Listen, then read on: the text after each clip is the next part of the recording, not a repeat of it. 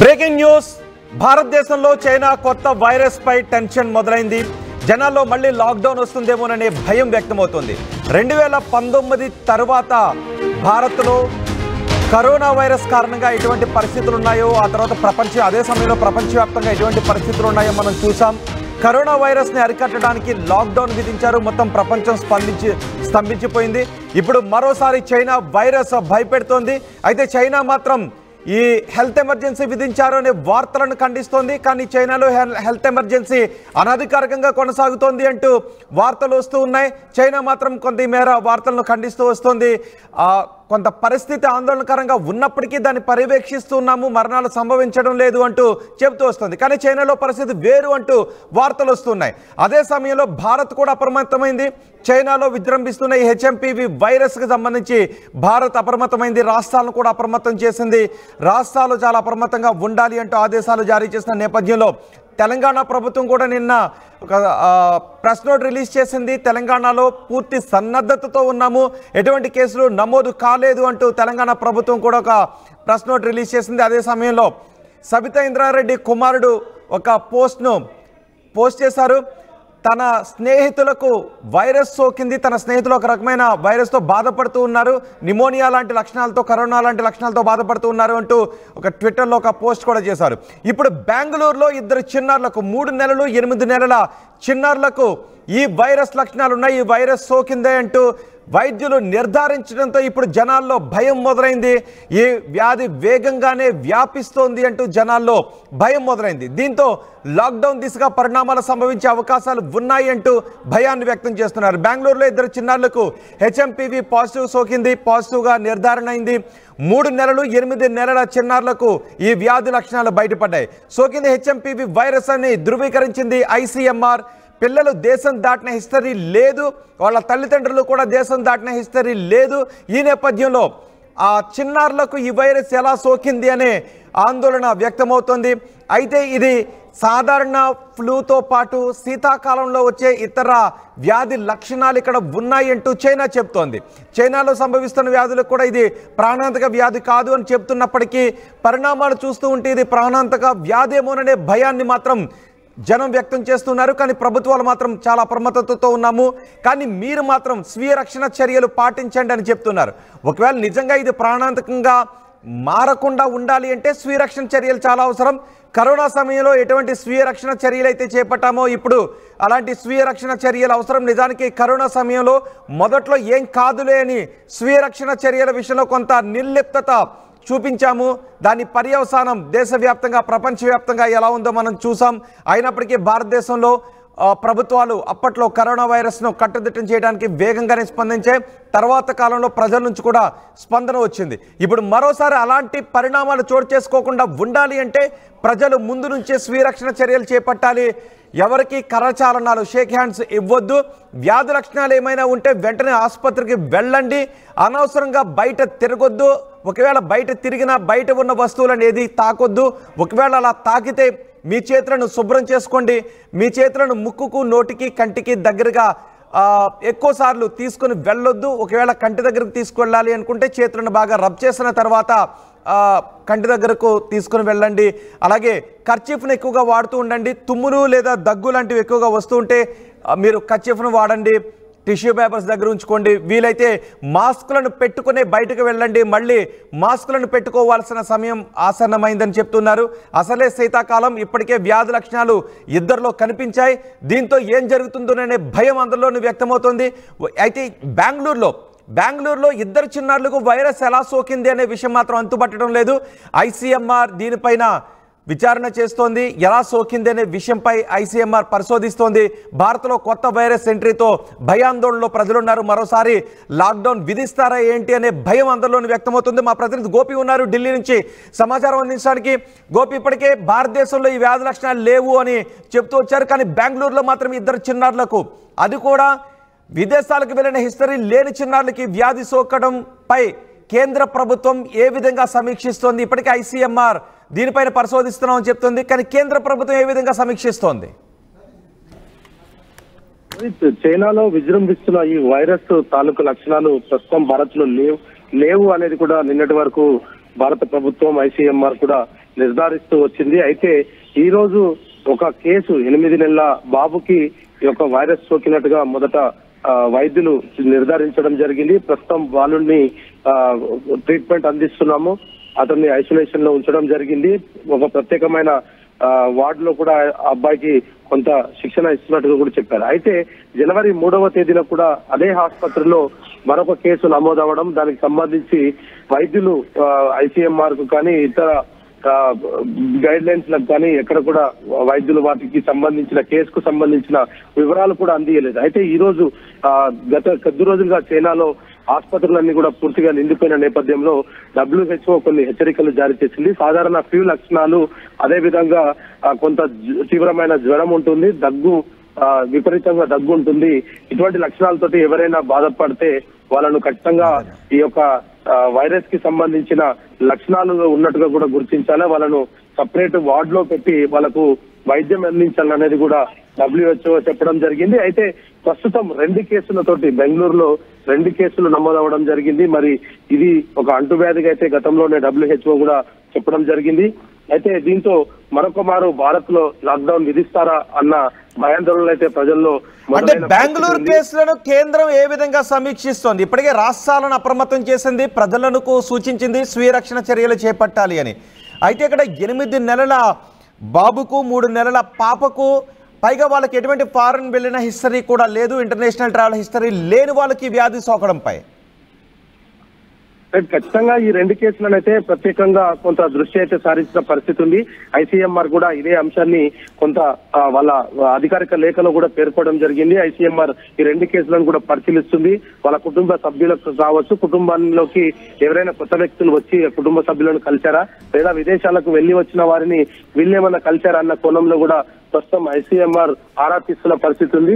అయితే ఈ 2 కేసులను కొంత క్షుణ్ణంగా పరిశీలిస్తున్నప్పటికీ భారతదేశంలో ఇంకా కేసుల సంఖ్య పెరగకుండా ఉండేందుకు అన్ని రాష్ట్రాలకు కొన్ని జాగ్రత్తలు అయితే చెప్పడం జరిగింది. అదే సమయంలో ఈ వ్యాధి ఎంత ప్రాణాంతకము అనే విషయంపై వైద్యుల దగ్గర నుంచి ఎటువంటి సమాచారం తీసుకుంటూ ఉన్నారు? నిజానికి ఎందుకు అంటే కరోనాను చూస్తూ ఉన్నారు కాబట్టి ఇప్పుడు ఇలాంటి లక్షణాలు ఎవరిలో కనిపించినా ప్యానిక్ గురయ్యే అవకాశం ఉంటుంది. ఒకవేళ పిల్లల్లో లక్షణాలు కనిపిస్తే తల్లిదండ్రులు ప్యానిక్ అయ్యే అవకాశం ఉంటుంది, లేదా విదేశాల నుంచి ఫారెన్ ట్రావెలింగ్ హిస్టరీ ఉన్నా, లేదంటే ఇక్కడే ఉన్న వాళ్ళకి కానీ ఇప్పుడు లక్షణాలు కనిపిస్తే వాళ్ళు ప్యానిక్ గురయ్యే అవకాశం ఉంటుంది.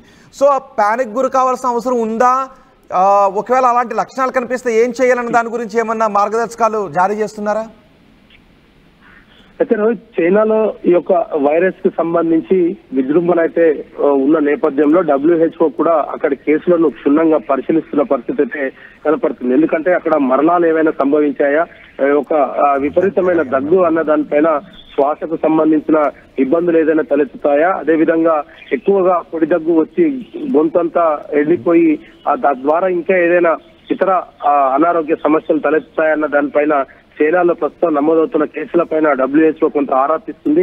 దానికి సంబంధించి కొన్ని గైడ్ లైన్స్ కూడా విడుదల చేయడం జరిగింది. అయితే ఇది అంటువ్యాధి అయినప్పటికీ కూడా ప్రాణాంతకం కాదు అనేది కూడా కొంత చెప్తున్నప్పటికీ ప్రజల్లో భయాందోళన అయితే పోగొట్టలేని పరిస్థితి అయితే కనపడుతుంది. ఎందుకంటే గతంలో ఏదైతే కోవిడ్ చేసిన విజృంభణ దేశవ్యాప్తంగా ప్రజల్లో ఇంకా గుర్తుండిపోయిన పరిస్థితి ఉంది. ఇంట్లో నుంచి బయటకు వెళ్ళలేని పరిస్థితి, ఎవరిని కలవలేని పరిస్థితి, ఒక ప్రాంతం నుంచి ఇంకో ప్రాంతానికి వెళ్ళలేని పరిస్థితి. ఒకవేళ ఇదే వైరస్ కనుక అదే స్థాయిలో విజృంభిస్తే ఆ పరిస్థితి ఏంటి అనేది కొంత భయాందోళన అయితే ప్రజలున్న మాట వాస్తవమే. అయితే హెల్త్ సంబంధించి WHO కావచ్చు, ICMR కూడా దీంట్లో అంత ప్రాణాంతకమైన లక్షణాలు ఇప్పటి వరకు అయితే ఏమీ గుర్తించలేదనేది చెప్తున్నారు. అయినప్పటికీ స్వీయ నియంత్రణ అనేది ఖచ్చితంగా పాటించండి కొన్ని రోజులు.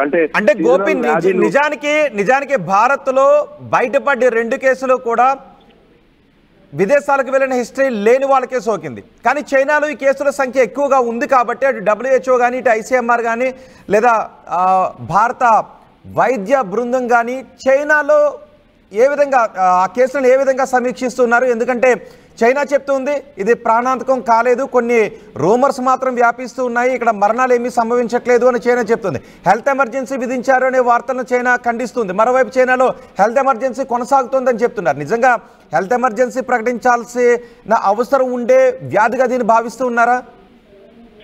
అయితే రోహిత్, ఇక్కడ మనం ఒక విషయాన్ని అయితే గుర్తించవచ్చు. ఎందుకంటే చైనాలో మోస్ట్లీ హాస్పిటల్స్ అన్ని కూడా నిండిపోయిన పరిస్థితి ఉంది. హాస్పిటల్లో ఈ యొక్క లక్షణాలతోటి ప్రతినిత్యం కొన్ని వందల మంది వచ్చి హాస్పిటల్లో అడ్మిట్ అవుతున్నారు. ఆ బెడ్లు కూడా అక్కడ దొరకలేని పరిస్థితి అయితే చైనాలో ఉంది. అయితే గతంలో కూడా ఈ యొక్క కోవిడ్ సమయంలో కూడా అనేక మంది చనిపోయినప్పటికీ కూడా చైనా వాటన్నిటిని దాచిపెట్టింది. ఎక్కడ కూడా ప్రపంచం ముందు తాను దోషిగా నిలబడాలనుకోలేదు. కాబట్టి గతంలో కోవిడ్ కు సంబంధించిన మరణాల సంఖ్య కూడా చైనా చాలా తక్కువ చూపించింది. దేశంలో విజృంభణ కొనసాగుతున్న సమయంలోనే చైనా కరోనాను జయించామంటూ కూడా ఒక అఫీషియల్ స్టేట్మెంట్ కూడా విడుదల చేసింది. సో ఇప్పుడు అలాంటి పరిస్థితి కూడా చైనాలో ఉన్న నేపథ్యంలో కూడా చైనా దీన్ని బాహ్య ప్రపంచానికి తెలియనివ్వకుండానే అంతర్గతంగా దీన్ని క్లోజ్ చేయాలన్న ఆలోచనతోటే ఇటువంటి స్టేట్మెంట్ రిలీజ్ చేస్తుంది అనేది కూడా మిగతా దేశాలు చెప్తున్నాయి.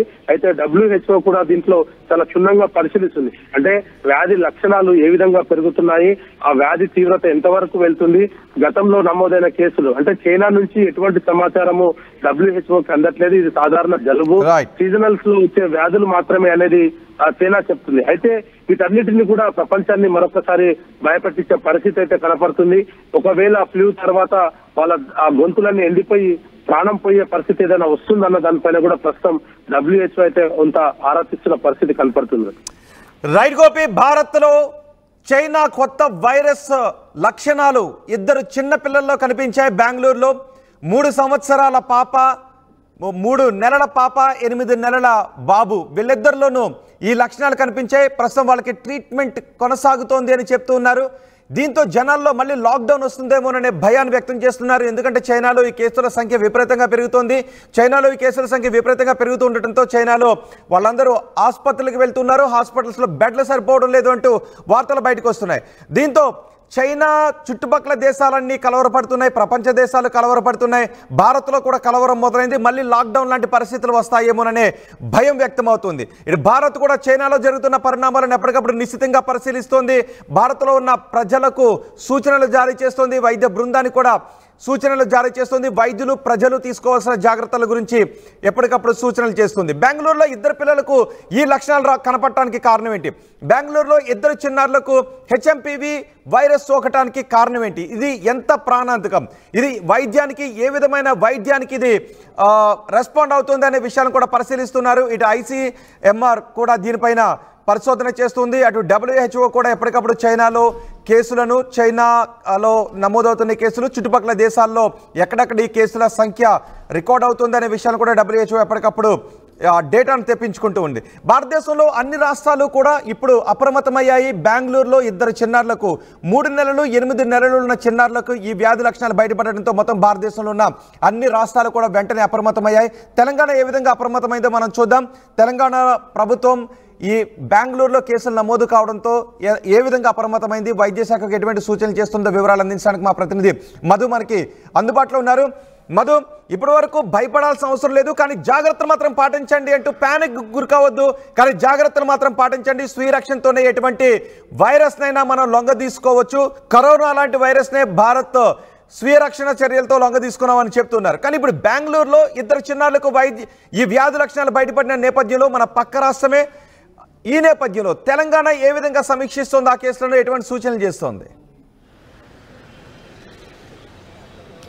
ఎగ్జాక్ట్లీ, నిజంగానే ప్రపంచాన్ని మొత్తం వణికించినటువంటి కరోనా వైరస్ కోవిడ్తో ప్రపంచమంతా ఒక్కసారి వణికిపోతే ప్రస్తుతం HMPV హ్యూమన్ మెటానియాకి సంబంధించినటువంటి ఈ వైరస్తో మరొకసారి ప్రపంచం కలవరపడతా ఉంది. ముఖ్యంగా భారతదేశం అప్రమత్తంగా ఉంది. చైనాలో జరుగుతున్నటువంటి పరిస్థితులను చాలా క్లోజ్ మానిటరింగ్ చేస్తూ ఉంది. WHO ఇచ్చినటువంటి సూచనల్ని పాటిస్తూ ఇప్పటికే అన్ని రాష్ట్రాలకు అలర్ట్ జారీ చేసింది కేంద్ర ప్రభుత్వం. సో తెలంగాణ కూడా దీనికి సంబంధించినటువంటి అన్ని సిద్ధంగా ఉంది. హెల్త్ విభాగం అనేటువంటిది ఇప్పటికే ఒక ప్రకటన జారీ చేశారు తెలంగాణ ప్రభుత్వం నుంచి.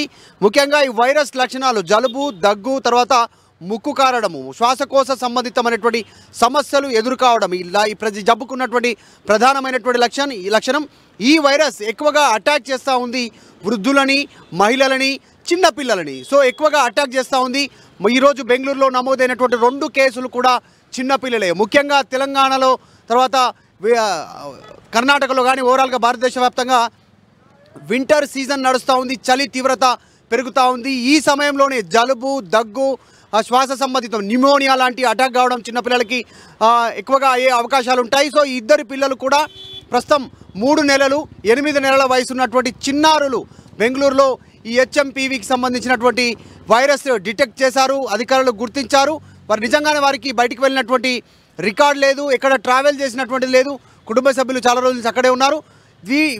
ఇది అత్యంత ప్రమాదకరం ఏం కాదు, కానీ ఎలాంటి లక్షణాలు కనిపించినా దాన్ని వెంటనే ప్రివెంటేషన్, చేతి అడ్డు పెట్టుకోవడము, రుమాలు అడ్డు పెట్టుకోవడము కర్చీఫ్తో, లేకుంటే దగ్గినా ఇంకా తుమ్మినా జాగ్రత్తలు పాటించాలనేటువంటి చెప్తా ఉన్నారు. సొంతగా ఎక్కడ మెడిసిన్ వాడొద్దు, డాక్టర్ల సూచన మేరకు మీరు జాగ్రత్తలు పాటించండి అంటూ తెలంగాణ రాష్ట్ర ప్రభుత్వం కూడా ఇప్పటికే ఒక హెచ్చరికలు జారీ చేసింది. నిజంగానే మీకు జలుబున్నా, దగ్గున్నా, ఇంకా ఇతర సమస్య అనిపిస్తే బయట తిరగొద్దు, జనావాసాల్లో వెళ్ళొద్దు అంటూ తెలంగాణ రాష్ట్ర ప్రభుత్వం, ముఖ్యంగా ఆరోగ్య శాఖ దీనికి సంబంధించినటువంటి వివరాలు అందరికీ అవేర్నెస్ చేసే ప్రయత్నం చేస్తూ ఉన్నారు. సో మొత్తానికి ఈ జబ్బు చైనాలో విజృంభిస్తుండడంతో అదే కరోనా వైరస్ చైనా నుంచి ప్రపంచ దేశాలకు వ్యాప్తి చెందింది.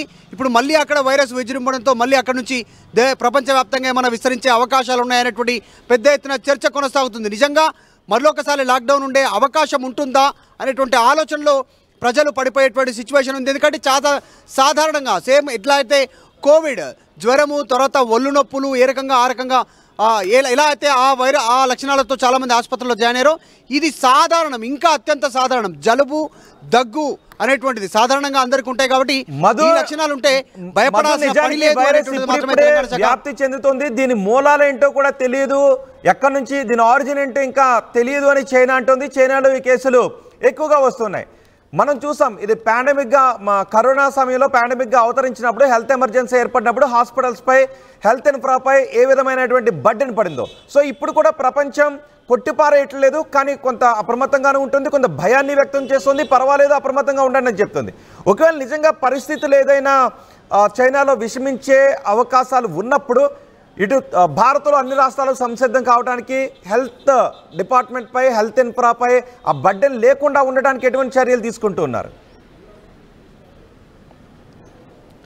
ఎగ్జాక్ట్లీ హెచ్ఎంపీవీ హ్యూమన్ మెటానిమో వైరస్ ఏదైతే ఉందో తెలంగాణలో ఇదే లక్షణాలతో గతంలో చిన్నారులకు ట్రీట్మెంట్ చేశారు డాక్టర్లు. ఇక్కడ మన దగ్గర సమాచారం ఉంది. కాకపోతే అది ఇప్పుడు ఉన్నటువంటి వేరియంట్, అప్పుడు నమోదైనటువంటి వేరియంట్కు మేబీ డెవలప్మెంట్స్ ఉండొచ్చు. ఇప్పుడు కొత్తగా చైనాలో నమోదవుతున్నటువంటి ఏదైతే హెచ్ఎంపీవీ వైరస్లో దాంట్లో ఏమైనా చేంజెస్ జరిగి ఉండొచ్చు అనేటువంటిది డాక్టర్లు చెప్పే ప్రయత్నం చేస్తున్నారు. జలుబు, దగ్గు, న్యూమోనియా ఈ లక్షణాలతో చిన్నపిల్లలకు ట్రీట్మెంట్ చేశారు, తగ్గిపోయింది. హైదరాబాద్లో గతంలోనే దీనికి సంబంధించిన డాక్టర్లు ధృవీకరించారు. కాకపోతే ఇప్పుడున్నటువంటి వైరస్లో ఏమైనా ఎలాంటి చేంజెస్ ఉన్నాయి, ఎలాంటి డెవలప్మెంట్స్ ఉన్నాయి, కొత్త రకంగా దాంట్లో ఏమైనా డెవలప్మెంట్ జరిగాయా, ప్రమాదకరమైనటువంటి పరిస్థితిలో అది డెవలప్ అయిందా వైరస్, దానికి సంబంధించినటువంటి దానిపైన మాత్రం ఇంతవరకు క్లూ లేదు. ప్రభుత్వం దగ్గర కూడా పూర్తి సమాచారం లేదు. కానీ చైనాలో జరుగుతున్నటువంటి వాటిని మాత్రం క్లోజ్ మానిటరింగ్ చేస్తూ ఉన్నారు. WHO వరల్డ్ హెల్త్ ఆర్గనైజేషన్ ఇచ్చినటువంటి సూచనల మేరకు రాష్ట్ర ప్రభుత్వాలు, కేంద్ర ప్రభుత్వం అప్రమత్తంగా ఉన్నట్టు చెప్తా ఉన్నారు. ఇది సాధారణంగా క్యాన్సర్ పేషెంట్లు, వృద్ధులు, మహిళలు, చిన్నారుల పైన ఎక్కువగా అటాక్ చేసే అవకాశాలు ఉన్నట్టుగా దీనిపైన పెద్ద ఎత్తున చర్చ జరుగుతూ ఉంది. సో ప్రస్తుతానికి మాత్రం రాష్ట్ర ప్రభుత్వం, కేంద్ర ప్రభుత్వాలు అప్రమత్తంగా ఉన్నాయని చెప్తా ఉన్నారు. లాక్డౌన్ లాంటి సిచ్యువేషన్ ఎదుర్కోవడానికి కూడా కేంద్ర ప్రభుత్వం సిద్ధంగానే ఉంది. ఎందుకంటే మనం కోవిడ్ సమయంలోనే చూసాం, ఎక్కడికక్కడ కట్టుదిట్టం చేయడము, ఎక్కడికక్కడ మొత్తం క్లోజ్గా వారిని మానిటరింగ్ చేస్తూ వచ్చినటువంటి వారు, వైరస్ వచ్చిన అటాక్ అయినటువంటి వారిని హోమ్ ఐసోలేషన్లో ఉంచి, హాస్పిటల్ ఐసోలేషన్లో ఉంచి ట్రీట్మెంట్ చేశారు. కోవిడ్ వ్యాక్సిన్ని త్వరగా ప్రజలకు అందుబాటులోకి తీసుకొచ్చారు, చాలా వేగంగా, ప్రపంచ దేశాల కంటే ముందుగా ఇండియాలో. సో ఈ విషయంలో కూడా ఆందోళన చెందాల్సినటువంటి అవసరం లేదు. హెచ్ఎంపీవీ వైరస్ ఏదైతే ఉందో దాని గురించి కేంద్ర రాష్ట్ర ప్రభుత్వాలతో అనుసంధానంతో WHO ఇచ్చినటువంటి సూచనల మేరకు ఇద్దరు అనుసంధానంగా ముందుకు వెళ్తా ఉన్నారు. సో పెద్దగా ఆందోళన చెందాల్సిన అవసరం లేదనేటువంటి డాక్టర్లు చెప్తా ఉన్నారు.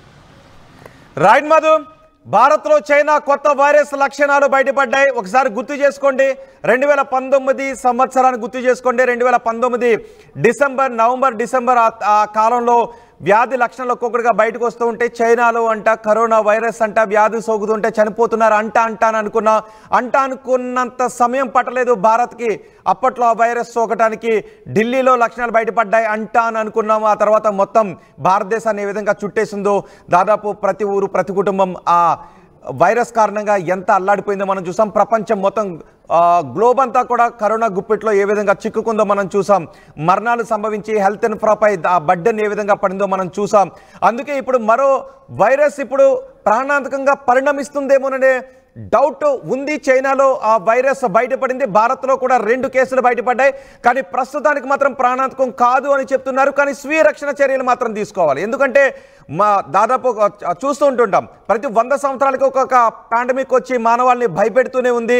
సో ఇప్పుడు కరోనా వైరస్ 2019లో 2019, 20, 21 ఆ సంవత్సరాల్లో కరోనా వైరస్ ప్రపంచాన్ని ఏ విధంగా భయపెట్టిందో, భారత్ని ఏ విధంగా భయపెట్టిందో, ఇప్పుడిప్పుడే ఆ నష్టాల నుంచి మనం బయటకు వస్తున్న సమయంలో మరొకసారి మనం వైరస్ బారిన పడకుండా ఉండాలి అంటే ప్రభుత్వాలు వాటి పని అవి చేస్తాయి, డాక్టర్లు సైంటిస్టులు వాళ్ళ పని వాళ్ళు చేస్తుంటారు. ప్రజలుగా మనం చేయాల్సిన పని కూడా ఉంది, మన బాధ్యత కూడా మనపై ఉంది. బయటకు వెళ్ళేటప్పుడు మాస్కులు ధరించి వెళ్ళండి. డాక్టర్లు చేసిన సూచనల మేరకు, ప్రభుత్వాలు చేస్తున్న సూచనల మేరకు ఎక్కువగా అనవసరంగా గుంపుల్లోనూ అనవసరమైన వేడుకలకు వెళ్ళొద్దు అని చెప్తున్నారు. ఒకవేళ దగ్గు, జ్వరం, తుమ్ములు రావటం, ముక్కు కారుతూ ఉండటం, గొంతు నొప్పి ఇలాంటి లక్షణాలు ఉంటే మీరు డాక్టర్ దగ్గరికి వెళ్ళి పరీక్షలు చేయించుకోండి. ఒకవేళ మీరు ఆ లక్షణాలు ఉన్నా ఏం కాదులే అని మీరు బయట తిరిగి మరొకరికి ఈ వ్యాధి లక్షణాలు అంటుకునేలా మాత్రం చేయొద్దు. అలాగని మీరు ప్యానిక్ గురి కావాల్సిన అవసరం లేదు, భయాందోళన చెందాల్సిన అవసరం లేదు. కరోనా లాంటి మహమ్మారిని మనం ఎదుర్కొన్నాం కాబట్టి ఇది ఇప్పుడిప్పుడే లక్షణాలు బయటపడుతూ ఉన్నాయి. ప్రాణాంతకం కాదు, కానీ జాగ్రత్తగా ఉండండి అని చెప్తున్నారు. కాబట్టి ఒకవేళ ఎవరిలోనైనా ఇలాంటి లక్షణాలు కనిపిస్తే మీరు డాక్టర్ దగ్గరికి వెళ్ళండి, డాక్టర్లు చెప్పిన ట్రీట్మెంట్ మీరు తీసుకోండి. స్వీయ వైద్యం వద్దు, అలాగని నిర్లక్ష్యం వద్దు. ఒకవేళ ఈ లక్షణాలు ఉంటే మీరు బయటకు వెళ్లకుండా కేవలం డాక్టర్ దగ్గరికి వెళ్ళి ఇంటికే పరిమితం కావడం మరి ముఖ్యం. మనకు కూడా బాధ్యతగా ఉండాలి. ఇప్పుడు బెంగళూరులో 2 కేసులు బయటపడ్డాయి, అది కూడా చిన్నారుల్లో బయటపడ్డాయి. 3 నెలల పసిపాపకి లక్షణాలు సోకాయి. అలాగే 8 నెలల ఒక పసిపిల్లాడికి ఈ లక్షణాలు బయటపడ్డాయి. వాళ్ళకి ఫారెన్ ట్రావెల్ చేసిన, విదేశాలకు ట్రావెల్ చేసిన హిస్టరీ లేదు. మీరు ఆ వివరాలను కూడా ఆర్టీవీ స్క్రీన్ పైన చూడొచ్చు. ఎ 3-month-old female infant who was diagnosed with HMPV after being admitted to Baptist hospital Bengaluru.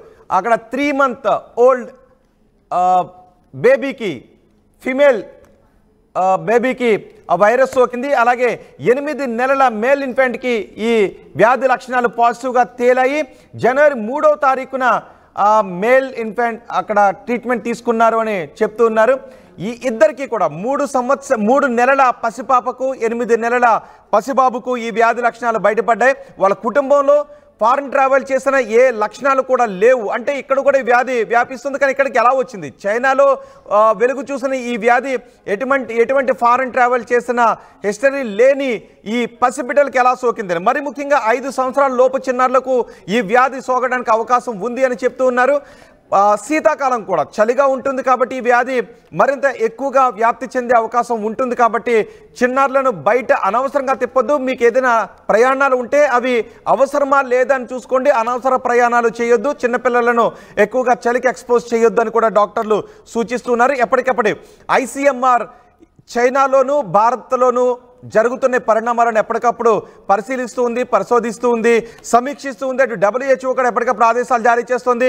భారత ప్రభుత్వం కూడా ఎప్పటికప్పుడు చైనాలో జరుగుతున్న పరిణామాలపై డేటా తెప్పించుకుంటూ ఉంది, రాష్ట్రాలకు సూచనలు చేస్తుంది. కాబట్టి ప్రజలు కూడా ఎప్పటికప్పుడు ఈ వ్యాధికి సంబంధించిన వివరాలు తెలుసుకుని ప్యానిక్ గురి కావద్దు, కానీ జాగ్రత్తగా ఉండండి. ఎప్పటికప్పుడు డాక్టర్లు, ప్రభుత్వం తెలియజేస్తున్న వివరాలను తెలుసుకుంటూ ఎటువంటి సూచనలు చేస్తున్నారో, మార్గదర్శకాలు రూపొందిస్తున్నారో వాటిని ఫాలో కండి.